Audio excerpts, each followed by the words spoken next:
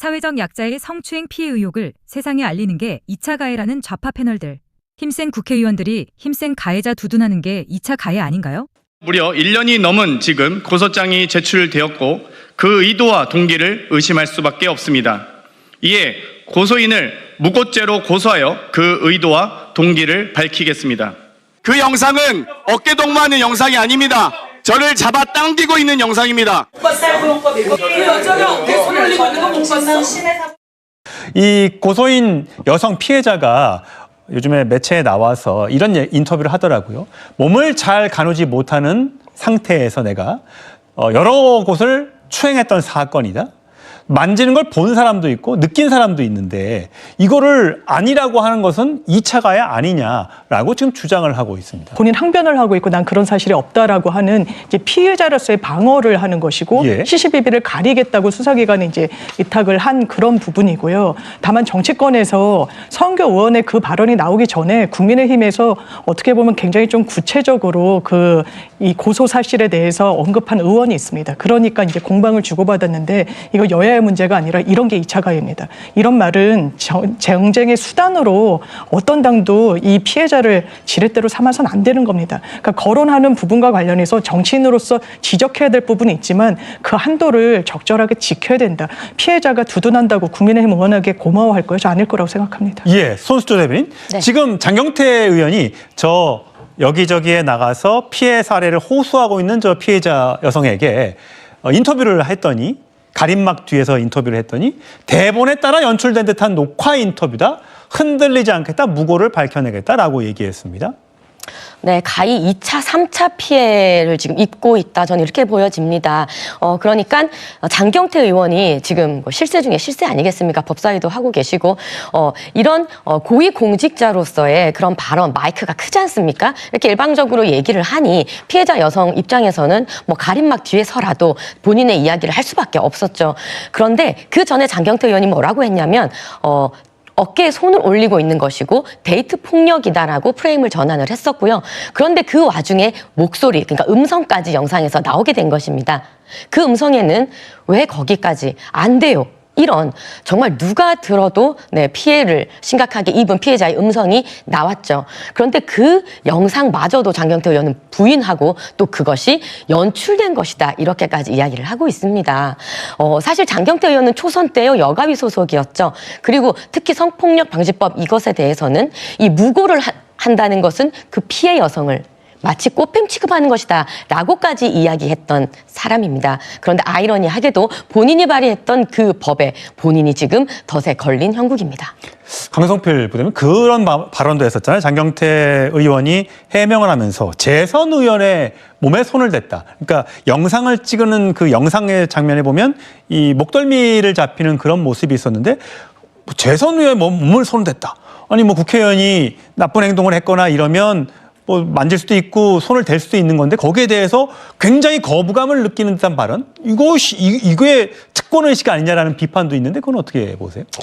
그러니까 이제 그 상황을 전체적으로 보지 못한 사람들은 딱 들었을 때는 그렇게 권위의식이 있구나라고 느낄 수도 있다고 생각을 합니다. 그런데 그 영상을 보니까 제 생각에는 지금 영상 나오고 있지만 예. 장경태 의원이 저항을 하기가 조금 어려운 저는 신체 상태라고 생각을 하고 있거든요. 장경태 의원도 만취 상태로 보시는 거예요? 저는 그렇게 좀 보여줘요. 만취라는 표현보다는 어쨌든 저는 정상적인 지금 상황은 아니라고 보여지거든요. 그런 상황에서 지금 뒷덜미를 잡히고 있으니까 또 국민의힘에서는 본인이 저렇게 잘못했기 때문에 할 말이 없어서 저렇게 목덜미를 잡히고도 아무런 말도 못했다라고 또 주장을 하시는 거 제가 들었어요. 그런 차원에서 저는 장경태 의원은 본인의 일이기 때문에 본인으로서는 적극적인 방어를 저는 행사할 수 있다고 생각을 해요. 근데 저는 정치권에서 자꾸 장경태 의원을 공격하는 것이 결국에는 그게 돌고 돌아서 2차 가해를 하는 것이 아닌가? 장경태 의원에게 이렇게 공격을 하는 과정 속에서 그 여성과의 어떤 관계라든가 이런 것들이 드러나면서 오히려 저는 그 여성이 피해를 받고 있다고도 볼 수가 있기 때문에 예를 들어서 어떤 절차라든가 그런 것에 대해서 지적하는 건 모르겠지만 내용에 대해서 계속해서 파고들면 장경태 의원도 본인의 일이기 때문에 당연히 방어를 해야 되는 거 아니겠습니까? 그래서 그런 차원에서는 저는 객관적인 어떤 수사가 나오기 전까지 결과가 나오기 전까지는 좀 정치권에서는 자제해야겠다 그런 생각 듭니다. 송영우 대변인, 지금 말씀하신 것처럼 강성필 부대변인이 얘기했던 것처럼 이 얘기가 자꾸 회자가 되면 될수록 피해자 피해자가 느끼는 압박도 있기 때문에 저희가 정말 조심해서 다뤄야 되는데 지금 국민의힘에서는 장경태 방지법을 내겠다.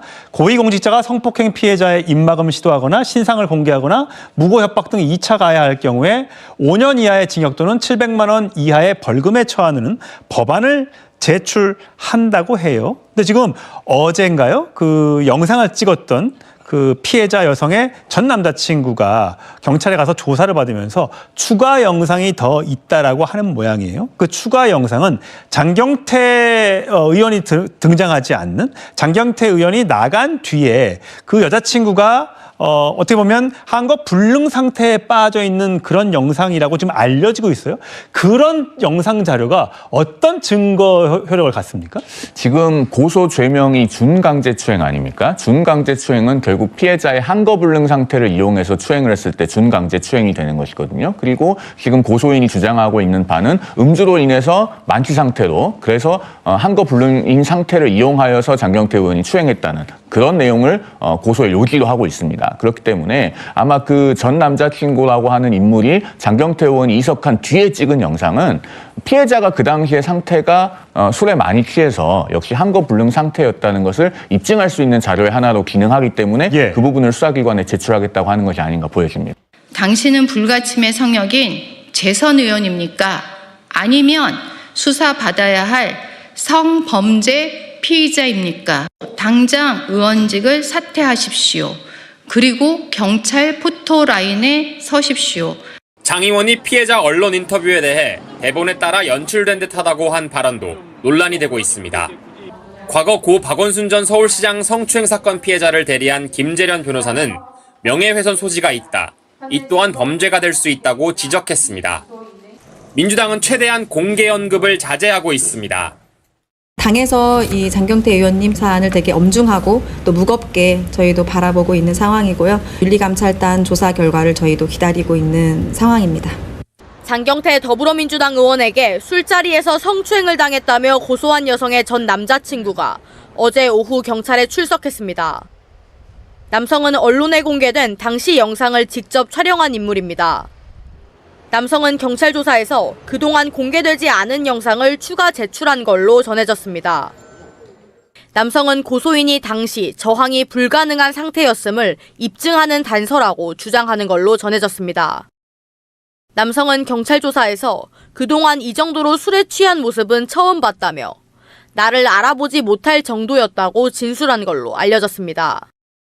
한편 남성은 장 의원이 자신을 폭행 혐의로 고소한 것에 대해 반박용 영상을 가지고 있는 걸로 전해졌습니다.